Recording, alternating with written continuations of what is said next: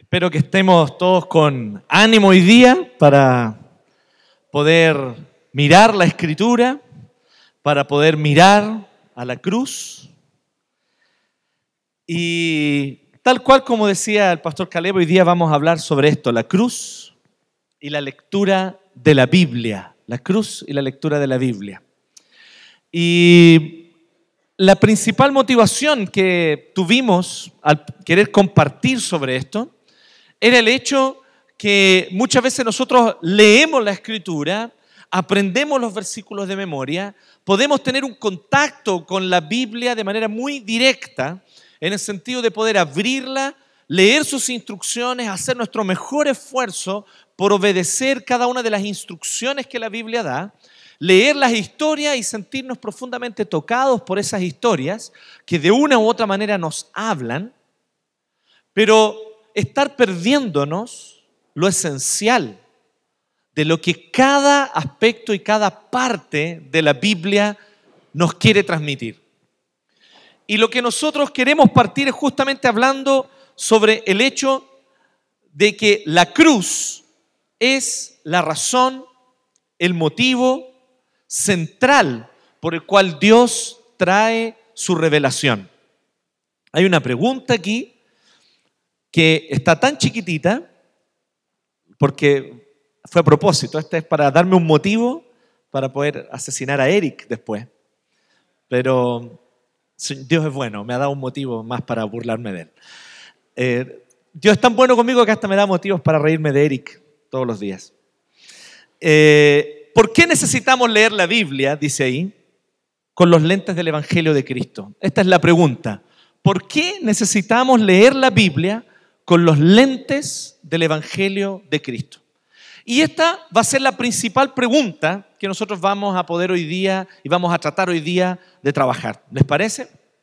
¿Por qué necesitamos leer la Biblia con los lentes del Evangelio de Cristo? Y lo primero que nosotros tenemos que entender es que necesitamos leer la Biblia con los lentes del Evangelio de Cristo. Yo quiero primero establecer eso, porque yo ya estoy presuponiendo algo en mi pregunta, ¿no? ¿Por qué necesitamos leer la Biblia con los lentes del Evangelio de Cristo? Lo primero que tenemos que decir es, ¿realmente necesitamos leer la Biblia así? Resulta que hace ya algún tiempo me topé con este texto, llegando al final de la Biblia, Apocalipsis 13:8. Y dice así, adoraron a la bestia todos los habitantes de la tierra. No está contando algo muy positivo. Todos los que no tienen su nombre inscrito en el libro de la vida del Cordero, que fue inmolado desde el principio del mundo. Y esa frase final me dejó inquieto. Que el Cordero de Dios, que es Cristo, que murió en la cruz por nosotros, fue inmolado desde el principio del mundo. De alguna manera, cuando nosotros estamos llegando hacia el final de la revelación en el Nuevo Testamento, logramos comprender cómo este gran edificio que es la revelación bíblica está construido. Y de alguna manera esto me recuerda mucho a las catedrales, a las antiguas catedrales góticas. Catedrales que, según dicen algunos expertos en arquitectura, que la mejor manera de apreciar la belleza de una catedral gótica en su arquitectura es caminar por el pasillo del medio de espaldas, entrando de espaldas hacia atrás. Y uno va a poder ver la armonía de cada una de las partes poco a poco, revelándose ante los ojos de uno. Y recién cuando uno llegue hasta la parte del altar de la catedral y vea todo cómo está construido, nos vamos a dar cuenta entonces cómo todo converge en un punto central, a partir del cual la impresión que nos da es esa, a partir del cual pareciera que todo el edificio se construye. Eso es justamente la cruz de Cristo. Él es el Cordero que fue inmolado desde el principio del mundo. Y nosotros pensamos, no, pero esto ocurrió por ahí, por el año 30, ¿no? Esto ocurrió por ahí por el siglo I. Ya habían miles de años de historia de la humanidad. No, desde el principio, desde los fundamentos del mundo, el Cordero fue inmolado. Y ahí entonces yo me puse a pensar, ¿será que esto es algo puntual? Pero me encontré con otro texto. La primera carta de Pedro, en el capítulo 1, es mucho más claro todavía. Dice así, Ustedes saben que fueron rescatados de una vida sin sentido, la cual heredaron de sus padres, y que ese rescate no se pagó con cosas corruptibles como el oro y la plata, sino con la sangre preciosa de Cristo, sin mancha y sin contaminación, como la de un cordero que ya había sido destinado desde antes que Dios creara el mundo. El Cordero de Dios, el sacrificio de Cristo, era el plan de Dios desde antes de crear el mundo. Y dice entonces que se manifestó en estos últimos tiempos. Se manifestó en estos últimos tiempos. Los últimos tiempos para Pedro, para Pablo, para los autores del Nuevo Testamento, son la época que ellos están viviendo. El momento en el cual el Verbo se hizo carne y ellos pudieron ver la manifestación visible del Hijo de Dios que asume naturaleza humana. Y ellos ven como ese glorioso acto de Dios tomando forma humana, lo ven como la gran señal de que el fin está cerca. Entonces ellos dicen, en estos últimos tiempos se manifestó. ¿Pero desde cuándo había sido destinado? Desde antes que Dios creara el mundo. Y luego un versículo siguiente lo dice así: por Él ustedes creen en Dios. ¿Por causa de quién creemos en Dios? Por causa de Cristo. Porque Cristo se manifestó, porque Cristo vino, porque Cristo murió en la cruz, nosotros podemos creer en Dios. Esta es una declaración muy potente, ¿no? Porque lo que está diciendo aquí el apóstol Pedro es reafirmar lo que Jesús ya había dicho cuando él dice así: yo soy el camino y la verdad y la vida, y nadie viene al Padre sino por mí. No hay manera de conocer a Dios si no conoces su evangelio. No hay manera de poder creer, verdaderamente creer, con el corazón depositar tu fe en un Dios creador, dueño de todos, todopoderoso, Señor de los cielos y de la tierra, si no le conoces por medio de Cristo. Necesitamos conocer a Cristo para conocer a Dios. Cuando nosotros buscamos otros caminos y alternativas macroecuménicas para conocer a Dios, no le vamos a conocer, solo los vamos a conocer por medio de Cristo. Y dice, por Él ustedes creen en Dios, que fue quien lo resucitó de los muertos y lo ha glorificado, para que ustedes tengan puesta su fe y su esperanza en Dios. Yo le hago una pregunta aquí: ¿quién de ustedes cree en Dios? Levante su mano ahí. Ok. ¿Quién de ustedes ateo? Levante su mano para que le peguemos. No. Eso no se hace, es una broma. Es una broma. Yo no lo hago, por si acaso. Entonces, preferimos quemar herejes, pero no pegarle a ateos.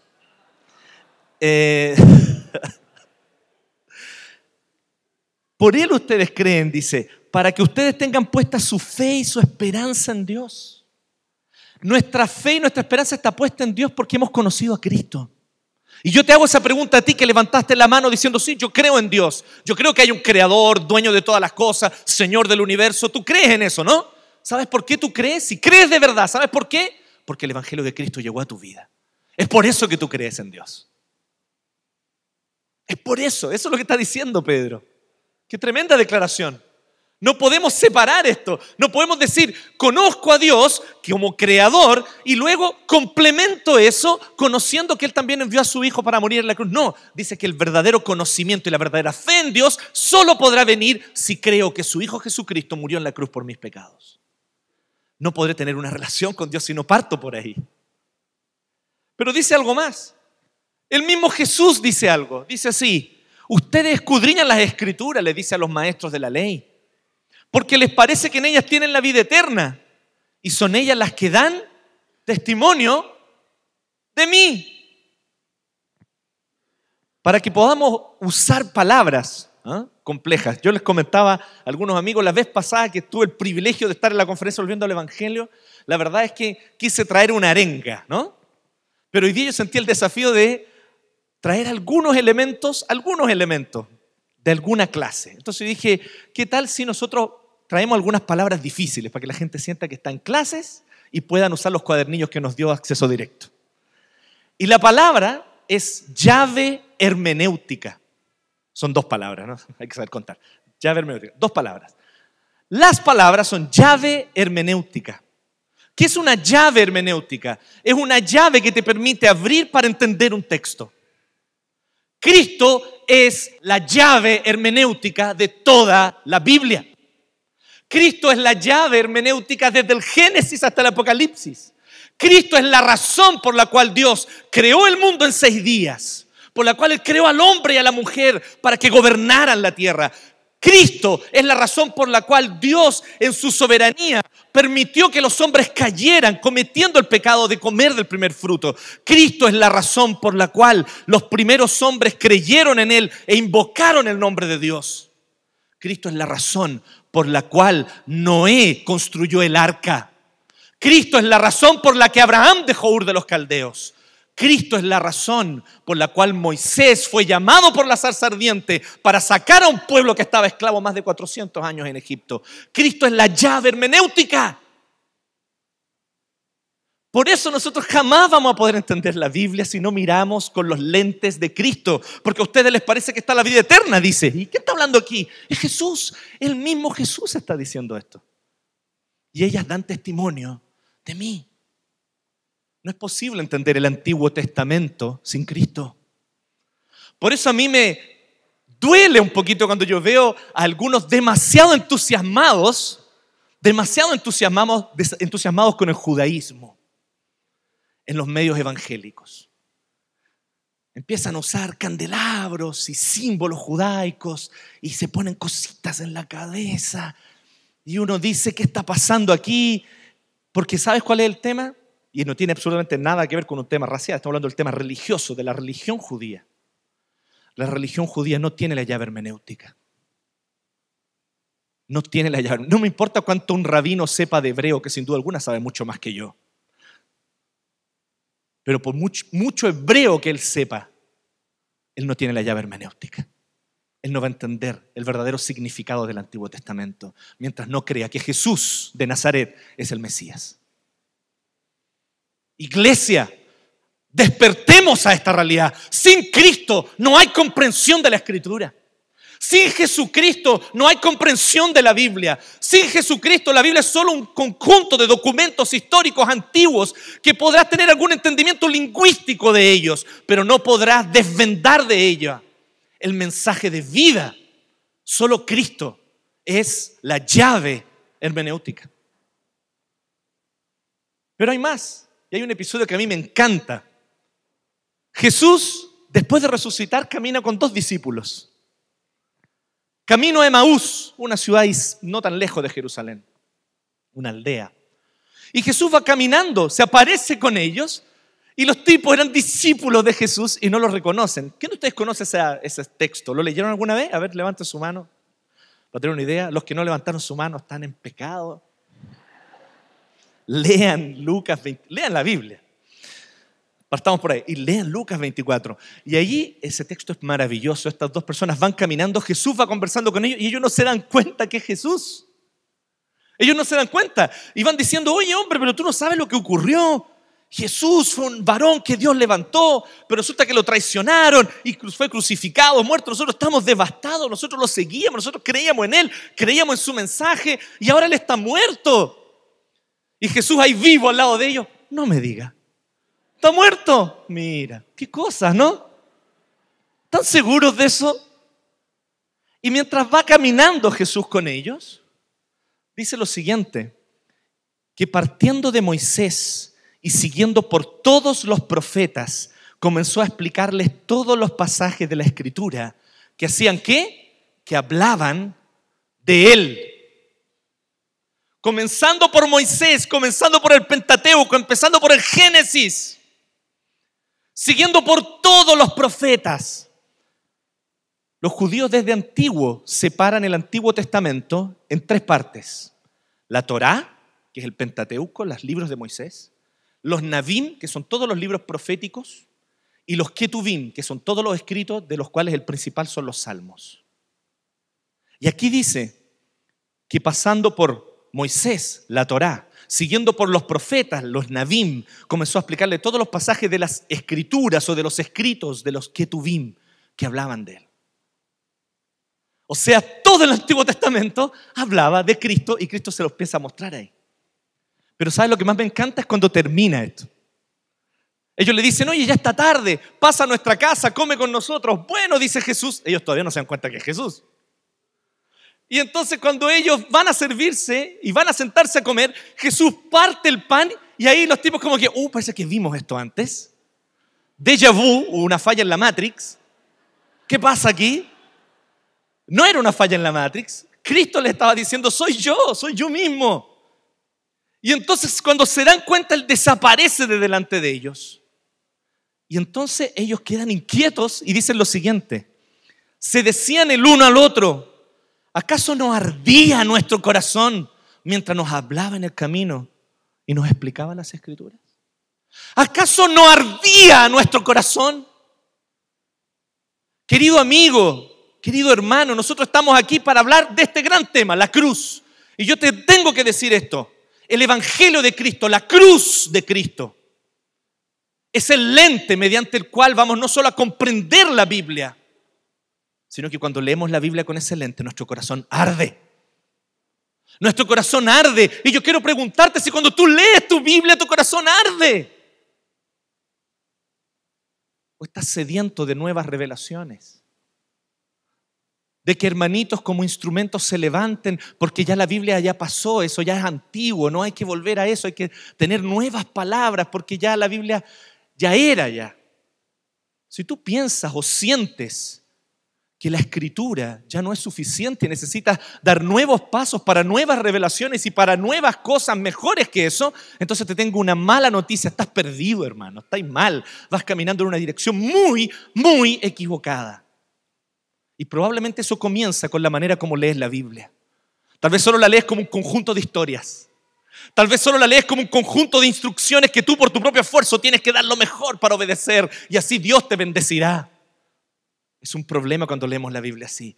El corazón se agota, el corazón se cansa, el corazón se enfría porque no lo estamos viendo con los lentes de Cristo. Nos vemos a Jesucristo en cada texto bíblico y nuestro corazón no arde. Pero cuando a ti te explican la Escritura con Cristo allí en el medio, entonces tu corazón arde.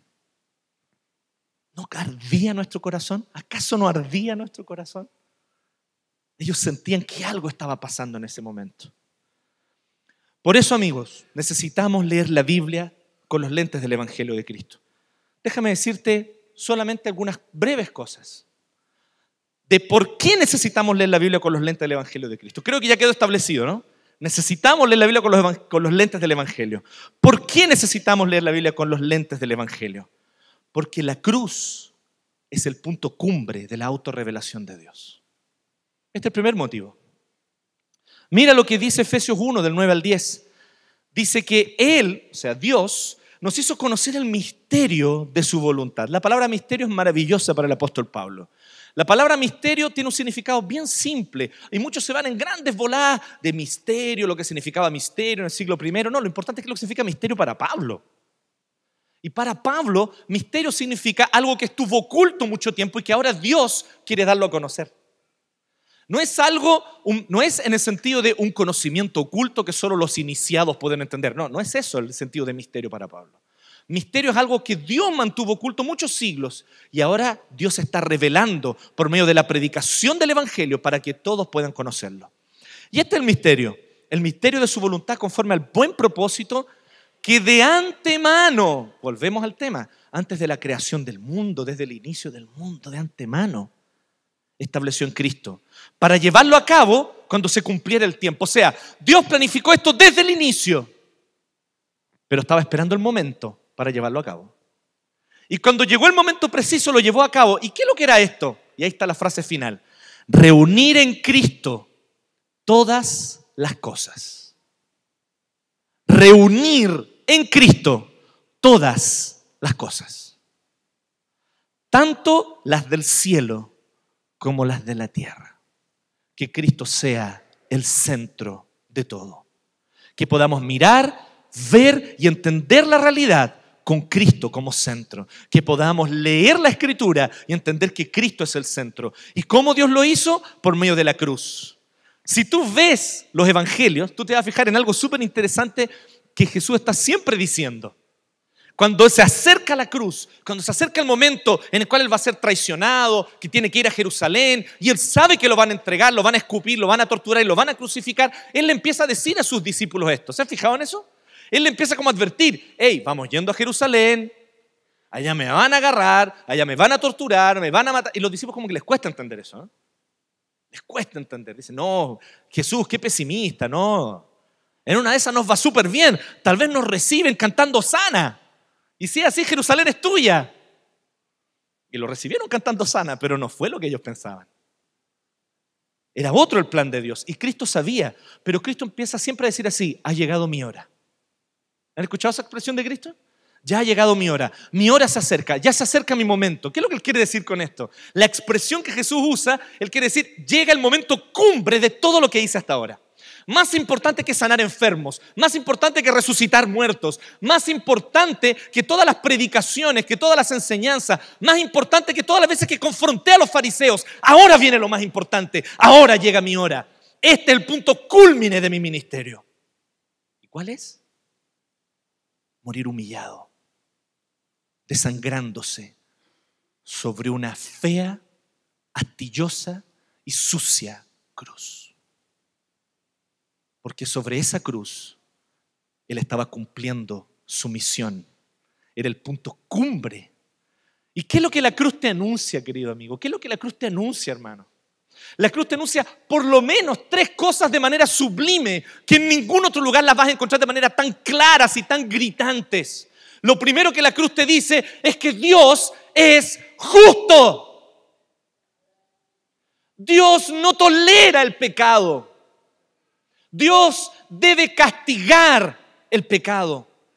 Dios debe traerle todo el juicio y hacer caer todo el peso de su justicia a los actos de pecaminosidad de la humanidad.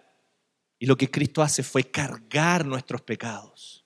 Ciertamente llevó Él nuestros dolores y cargó nuestras dolencias. Ciertamente Él cargó nuestros pecados. Y allí entonces, llevando nuestros pecados sobre la cruz, lo que Cristo está diciendo es: Dios es un Dios justo. El pecado no quedará sin castigo. El pecado tiene que ser castigado. Y ese castigo viene de la forma más cruel y terrible: la muerte del precioso Hijo de Dios. Eso es un anuncio de justicia. Y en ningún otro lugar sino en la cruz tú vas a encontrar de manera tan clara una segunda cosa: que eres pecador. No bastaba, podría haber muerto por mí Teresa de Calcuta, ¿no? Teresa de Calcuta es una mujer buena, fue una mujer buena que dio su vida por los pobres. Podría morir por mí Martin Luther King, ¿cierto? Podría morir por mí alguien muy bueno, de muchas maneras, que sea un ejemplo para otros, pero no bastaba, eso no iba a pagar tus pecados. Tenía que morir el propio Hijo de Dios, santo, justo, perfecto, Dios mismo hecho carne. Dios mismo que asume naturaleza humana sin dejar su naturaleza divina. Dios mismo con su pureza, su santidad, su perfección, en su naturaleza humana, tiene que morir. ¿Qué es lo que te dice eso de tu pecado, amigo? Que es horrible. No bastaba que cualquiera muriera, tenía que morir el Hijo de Dios. Pero en tercer lugar también nos habla claramente la cruz, una tercera grande y potente cosa: que eres amado por Dios. Porque Cristo murió voluntariamente por ti. Él dijo: nadie me quita la vida, yo la pongo. Él puso la vida por ti y eso es amor. Porque te amó.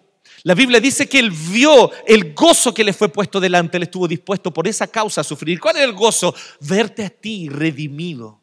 Poder tener comunión contigo. Qué gran privilegio que Él nos ha llamado de esa manera sin que nosotros en realidad seamos nada. Pero Él nos amó, nos quiso adoptar como hijos y nos quiso incluir en su familia. Y Él sabía que para que eso fuera una realidad, tus pecados tenían que ser pagados, tus pecados tenían que ser castigados. Así que Cristo tomó tus pecados, los cargó sobre sí y le dijo al Padre: castígame a mí en lugar de ellos. Y es por eso que Dios te anuncia claramente su amor, porque eres tan profundamente amado que Cristo subió a esa cruz voluntariamente. Ese fue su plan desde el inicio, morir en esa cruz para que tú tuvieras salvación. Es amor, es el gran anuncio de que Dios te amó. En ningún otro acto de Dios. Piensa en cuando se abre el mar muerto. Piensa en cuando el sol se detuvo y el día fue más largo, en las batallas con Josué. Piensa en los grandes actos de Dios. Ninguno es tan grande como la cruz. Piensa en todas las palabras que Dios ha dicho. Piensa en todas las instrucciones maravillosas que Dios ha hablado. Piensa en todos los salmos sublimes. Ninguno de ellos exalta de manera tan sublime la gloria de Dios como el propio Hijo de Dios, muriendo y desangrándose sobre esa cruz y clamando: Elí, Elí, lama sabactani. Dios mío, ¿por qué me has desamparado? Y en ese grito, Cristo estaba siendo abandonado por el Padre, porque el Padre le estaba dando la espalda para abrirte los brazos a ti. Allí está la cumbre de la autorrevelación de Dios. Pero quiero comentarte dos cositas más, y especialmente enfocado en el Antiguo Testamento. ¿Por qué necesitamos leer la Biblia con los lentes del Evangelio de Cristo? Porque así las historias bíblicas fortalecerán nuestra fe en Dios. Yo sé lo que te pasa. A mí me encanta ver películas, sobre todo las películas que cuentan buenas historias. Y las películas con buenas historias tienen una característica, que uno se siente identificado con lo que le está pasando al protagonista, ¿cierto? Y uno dice: oh, yo soy ese. Cuando vemos Matrix, nosotros somos Neo, ¿ah? Obvio, ¿no? ¿Cierto? Entonces ahí cuando nosotros, ahora el gran tema, ¿no? ¿Quién eres tú? ¿Batman o Superman? ¿Con quién te identificas? ¿Capitán América o Iron Man? Pero uno se identifica, ¿no? Uno dice: no, aquí, oh, yo me identifico, no. Y uno, como bien dice un psicólogo, él dice: uno no ve películas, uno vive las películas. Emocionalmente eso es lo que a uno le pasa, uno las vive. Y de alguna manera las historias bíblicas son preciosas. Y uno las vive cuando las está leyendo. Uno ve los sufrimientos de José y uno dice: oh sí, yo también he sido traicionado. ¿Cierto? Uno ve, ¿cierto?, a David y dice: no, sí, yo venceré a mis gigantes también. Y uno se involucra con la historia y está súper bien eso. No estoy diciendo que eso esté mal, pero el problema es que te pierdes el centro cuando no ves que cada historia bíblica te anuncia, te preanuncia, te prepara y prepara el camino para Cristo, para mostrar a Cristo, para exaltar a Cristo. Piensa en Caín y Abel. Existe otra sangre que fue derramada y que clama desde la tierra por nosotros. Es la sangre del Hijo de Dios, que es mucho más preciosa que la sangre que Abel derramó cuando murió a mano de Caín, su hermano. Los propios hermanos de Cristo, su propio pueblo, lo traiciona y lo entrega y gritan: crucifícale. Caín y Abel es solo un preparativo para mostrarnos lo que iba a ocurrir muchos siglos después, que todos los hermanos de Cristo gritando: crucifícale, lo iban a enviar para que su sangre fuera derramada hasta la tierra. Pero desde la tierra la sangre de Cristo clama, pero no contra nosotros, sino a nuestro favor: Padre, perdónales, porque no saben lo que hacen. Piensa en Abraham e Isaac. Nosotros podemos leer esa historia y decir: no, realmente lo que aprendo de Abraham e Isaac es que hay que estar dispuesto a dar todo, incluso lo que uno más ama. Así como Abraham estuvo dispuesto a dar a su hijo. Qué lindo. Saldré de aquí dispuesto a dar a mi hijo. He aprendido la lección. ¿Quién de nosotros va a decir eso? Qué tremendo, ¿no? Yo sé que Dios es Dios y Dios nos puede quitar a los seres queridos cuando Él quiera, porque Él es Dios. No es sencillo esto. Es una verdad fácil de hablar, difícil de vivir. Pero es una realidad. Pero no es eso lo que transmite Abraham e Isaac, y esta historia transmite algo mucho más potente. Dice que Abraham iba en silencio mientras iba subiendo, y dice que le pasa la leña a su hijo para que su hijo lleve la leña del holocausto. ¿Tú sabes cuánta leña era para un holocausto? Varios kilos de leña se necesitaba para un holocausto. Así que deshácete la idea de que Isaac era un bebé, porque no era un bebé. Ya era un joven grande y fuerte, que podía cargar los varios kilos de leña. Así que con estos varios kilos de leña va subiendo Isaac, y entonces Isaac le dice, papá, ¿dónde está el cordero? Y Abraham le dice, Dios proveerá, hijo. Dios proveerá. Y cuando llegan arriba, la Biblia dice, porque no nos cuenta todos los detalles, nos cuenta los episodios más importantes y las fotos más importantes. Dice que Abraham ya tiene amarrado a su hijo y lo tiene listo para el sacrificio. Y yo digo, un cabro que es capaz de cargar varios kilos de leña era capaz de arrancar de un viejito como Abraham. ¿Sí o no? ¿Ustedes ven ahí que Isaac se entrega voluntariamente? ¿Logran verlo? ¿Logran ver que Isaac se dispone para hacer el sacrificio porque Dios mandó? Ustedes logran ver que Isaac es solo una sombra oscura del Hijo de Dios que se entregó voluntariamente para ser el Cordero que murió por nosotros. Y tú logras ver que cuando Abraham ya tiene el cuchillo listo para matar a su hijo y el Señor lo detiene y le dice, no, Abraham, y mira a un lado. Y había un cordero que se había quedado atrapado. Quizás llevaba atrapado ahí un día, quizás llevaba 2 días. Un cordero atrapado entre los arbustos que no lograba salir. El Señor ya había preparado a un sustituto que muriera en el lugar de Isaac. Y ahí también el Señor nos está hablando, nos está preparando el camino, nos está preanunciando a Cristo. Si tú no entiendes que José fue traicionado por sus hermanos, así como Cristo fue traicionado por sus hermanos, para poder morir en la cruz en nuestro lugar y salvarnos, eso fue lo que Cristo hizo. José fue traicionado por sus hermanos para llegar antes que ellos a Egipto, para salvarles la vida de la hambruna que vendría. Dios sabía que iba a venir una hambruna y muchos iban a morir. Pero Dios envió antes a José para que interpretara el sueño de Faraón, para que supiera que iba a venir una hambruna y para que dijera, hagamos graneros y juntemos granos, hagamos graneros y guardemos, ahorremos, porque después de 7 años de abundancia vendrán 7 años de escasez. Muchos morirán por el hambre, pero el pueblo del Señor, entre ellos los descendientes de Judá, de donde vendría el Cristo, no murieron. ¿Por qué? Porque José fue enviado a Egipto antes que ellos, para que la simiente de Judá, de donde vendría Jesús, fuera preservada. Ese es el sentido de las historias del Antiguo Testamento. No es simplemente mirar a David y decir así, oye, sí, yo tengo que ser como David. Yo soy chiquitito y mi jefe es grande. Pero yo me opondré a mi jefe. Haré huelgas y lanzaré piedras. O sea, ¿se fijan? Uno puede empezar a explicar las historias bíblicas de las maneras más creativas, digamos. Pero el punto es tratar de ver a Cristo y ver que había todo un pueblo muerto de miedo. Porque un gigante llamado Goliat blasfemaba contra Jehová y les decía, muéstrenme que su Dios es de verdad, que uno de ustedes pelee conmigo. Y el que pelee y me vence, nosotros nos vamos. Nos vamos. ¿Quién de ustedes va a pelear contra mí? Nadie se atrevía. Pero ¿qué había en David? David llega allá a llevarle la comida a sus hermanos. ¿Y qué es lo que él ve? Simplemente ve a alguien blasfemando contra Jehová. Él no vio el tamaño del compadre, no vio nada. Vio que estaba blasfemando contra él y dijo, no, esto se acabó, no puede ser. Y él, confiando en el Señor, lo enfrentó. Y de esa manera el pueblo no tuvo que ir a una batalla en ese momento contra los filisteos.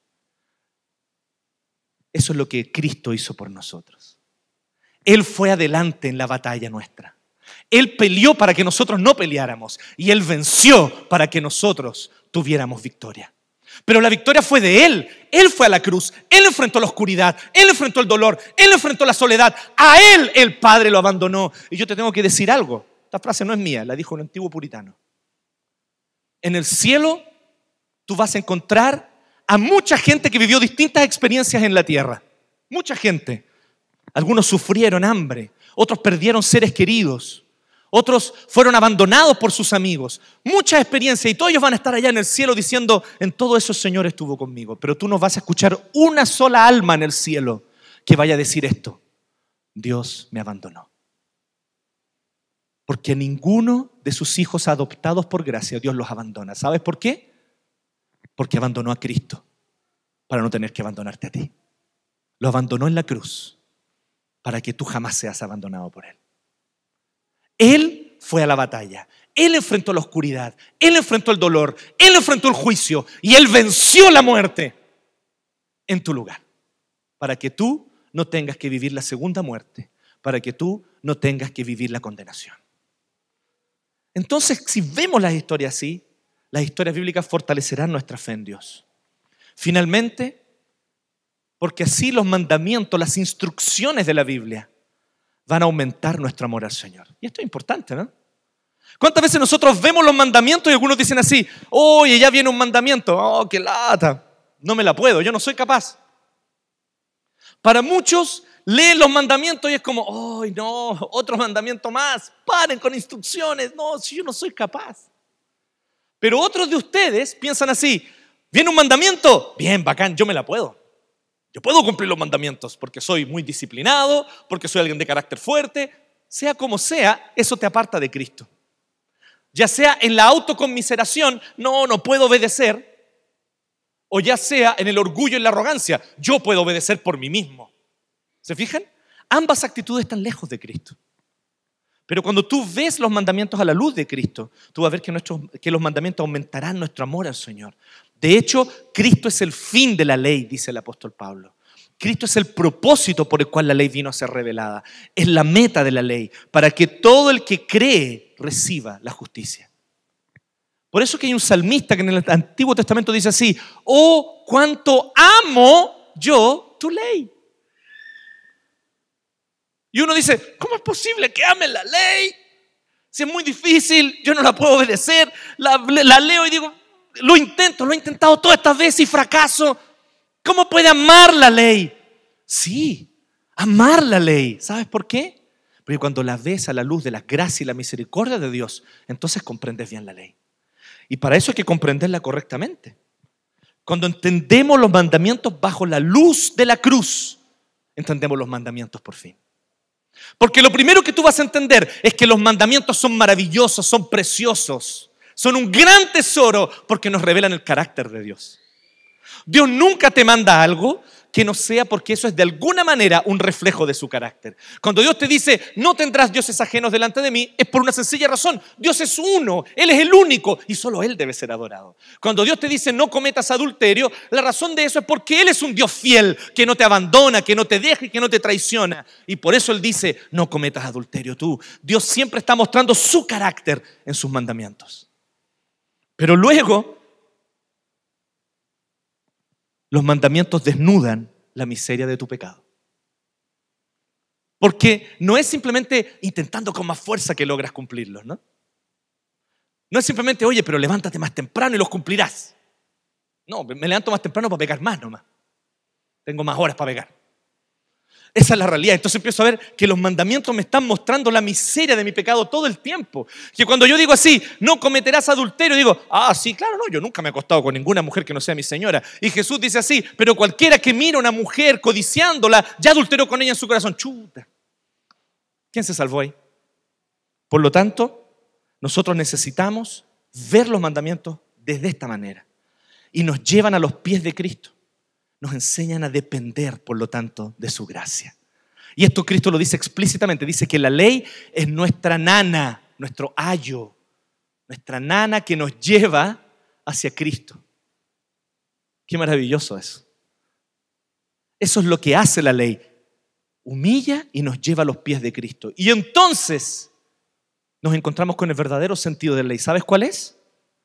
La ley no se obedece con mandamientos externos. La ley se obedece cuando tú amas a Dios. Y cuando tú pasas por todo este proceso mirando los mandamientos a la luz de la cruz, eso despierta en ti más amor por Dios, más amor por Cristo, más amor por el Señor. Y el fruto del amor es inevitablemente la obediencia. La obediencia fluye de corazones que aman al Señor. Entonces vas a poder leer los mandamientos del Antiguo Testamento, vas a poder leer las instrucciones sin pensar que es simple moralismo, sin pensar que simplemente se trata de tu esfuerzo por obedecer, sino entendiendo que lo que Dios te está poniendo allá adelante es la maravilla de su carácter, la realidad de tu pecado y tu necesidad de Cristo. Y entonces cuando abraces a Cristo, tu amor aumenta, y cuando tu amor aumenta, tú empiezas a obedecer. Por eso tenemos que leer las instrucciones y los mandamientos a la luz de la cruz, porque así nuestro amor por el Señor aumentará. Yo quiero terminar leyendo una gran cita de John Stott. Gran cita porque es una gran cita en el sentido de ser grandiosa, pero también porque es un poco larga.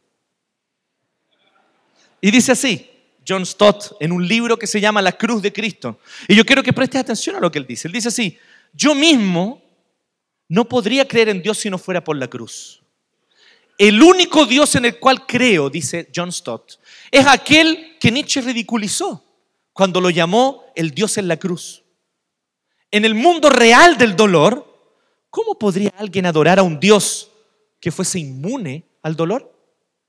He tenido la oportunidad, dice Stott, de entrar en muchos templos budistas en diferentes países asiáticos. Me he detenido respetuosamente ante la estatua de Buda. ¿Y cómo aparece Buda? Con las piernas cruzadas, los brazos cruzados, los ojos cerrados, una leve sonrisa alrededor de la boca. Zen, ¿cierto? Así está el Buda siempre. Él no sufre. Una mirada remota en el rostro, totalmente apartado de las agonías del mundo. Pero vez tras vez, después de un rato, he tenido que alejarme del lugar y en mi imaginación he vuelto en cambio a esa figura solitaria de Cristo en la cruz, retorcida, torturada, con clavos que le atraviesan las manos y los pies, con la espalda lacerada, las extremidades dislocadas, la frente ensangrentada por acción de las espinas, la boca seca, sintiéndose intolerablemente sediento, sumido en las tinieblas del abandono de parte de Dios. Ese es el Dios que quiero yo. Él hizo a un lado su inmunidad al dolor, ingresó en nuestro mundo de carne y sangre, de lágrimas y muerte, y sufrió por nosotros. Miremos a la cruz este día. Miremos a la cruz esta mañana. Y cada vez que leamos la Biblia, desde el Antiguo Testamento hasta el Nuevo, veámosla con los lentes de la cruz. Amén. Que Dios les bendiga. Amén. Los invito a orar. Gracias, Señor, por la cruz de Cristo. Gracias, Señor, por la inmensa misericordia que nos has mostrado. Te pido, Señor, que tú tatúes, esculpas en nuestro corazón de una manera que jamás se borre la realidad de la cruz de Cristo. Y que esa realidad nos mueva cada día a leer y entender la Escritura y a obedecerla. En el nombre de Jesús. Amén.